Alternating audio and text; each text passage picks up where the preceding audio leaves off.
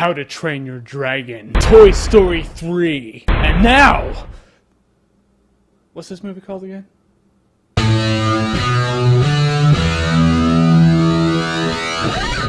Despicable Me. Alright, so after How to Train Your Dragon and Toy Story 3 were the best movies in recent months, I was starting to wonder if there was something wrong with me. Do I just like kids' movies now? Have I gone soft? But thankfully I can tell you that in my humble opinion, not all 3D CGI movies are good. I mean, honestly, comparing Despicable Me to Toy Story 3 or even How to Train Your Dragon is kind of like comparing Crash Bandicoot to Mario. It's just not the same caliber. So Despicable Me is the story of a villain who kind of looks like the Penguin from Batman Returns, who's kind of in a rut and he's trying to get back on top, so he needs to pull off the greatest heist like ever, so he has to adopt these 3 kids to do it. They're all girls.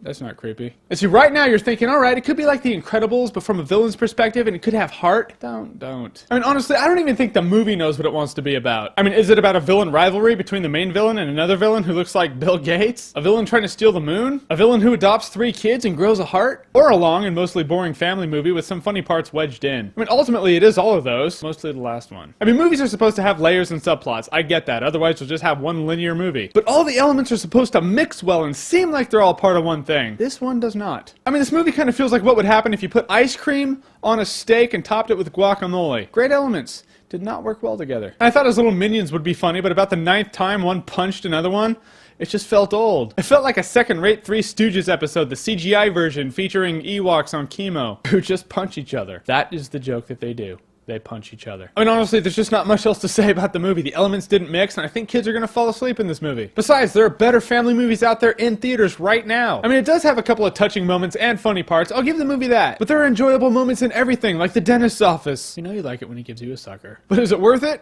Ever. All in all, I guess I'm kind of pissed because literally all the good parts are in the trailer. So just watch that and save yourself the time. Although that roller coaster scene that's in the trailer does look really good in 3D. $15 a ticket good? Probably not. I'll go to a real theme park and ride a real roller coaster. However, this movie does live up to its name. You know, Despicable.